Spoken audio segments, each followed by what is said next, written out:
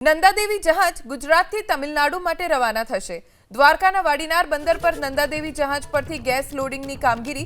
Nanda Devi જહાજથી બીડબ્લ્યુ બ્રિજમાં gas લોડિંગની કામગીરી થઈ રહી છે। નંદાદેવી જહાજ તમિલનાડુના એન્નોર બંદર પર પહોંચશે। પશ્ચિમ બંગાળના હલ્દિયા બંદર પર પહોંચી એલપીજી ઉતારાશે। 5 થી 6 દિવસમાં એલપીજી દક્ષિણ અને પૂર્વના પ્રદેશોમાં પહોંચશે।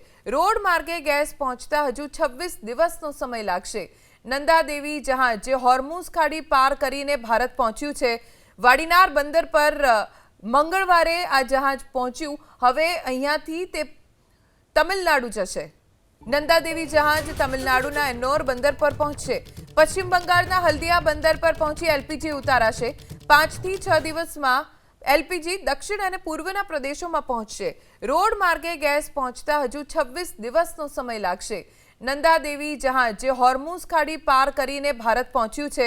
વાડીનાર બંદર પર મંગળવારે આ જહાજ પહોંચ્યું। હવે અહીંયાથી તે તમિલનાડુ જશે।